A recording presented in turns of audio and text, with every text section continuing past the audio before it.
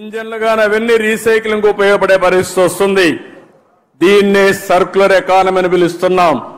రాబోయే 1 సంవత్సరంలో ఇవన్నీ కూడా డెమాన్స్ట్రేట్ చేసి ఆంధ్రప్రదేశ్ రాష్ట్రంలో ఏది వేస్ట్ కాదు, వేస్ట్ నుంచి సంపద సృష్టించే మార్గానికి అవసరమైన ఇన్సెంటివ్స్ ఇచ్చే బాధ్యత ఈ ప్రభుత్వాన్ని చెప్పి మరొక్కసారి మీ అందరికీ తెలియజేస్తున్నా.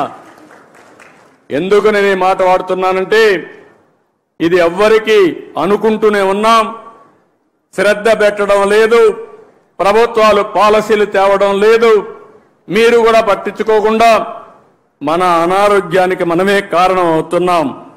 ఈరోజు ఈ యొక్క రీసైక్లింగ్ సర్క్యులర్ ఎకానమీకి ఇప్పటికే 87 మున్సిపాలిటీల్లో 157 ఆర్ఆర్ సెంటర్లు కూడా ఏర్పాటు చేశాం.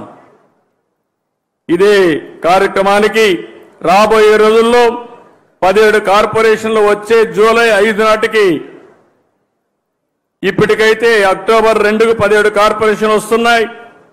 వచ్చే ఏడాది జూన్ 5కి మొత్తం రాష్ట్రాన్ని సింగిల్ యూజ్డ్ ప్లాస్టిక్ రహితంగా మారుస్తాం. ఇలాంటి కార్యక్రమాలతో ముందుకు పోతున్నాం. ఇంకోటి కూడా మీ అందరికీ విజ్ఞప్తి చేస్తున్నాం. ఈ రోజు మనందరం కూడా ఒక ఆలోచన చేయాలి. ఇంట్లో పొడి చెత్త వస్తుంది, తడి చెత్త వస్తుంది.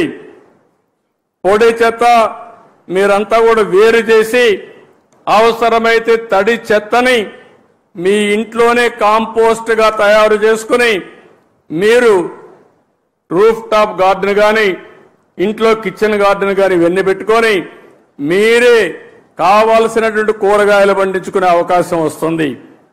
ఇది కూడా ప్రతి ఒక్కరూ చేయాల్సిన అవసరం ఉంది.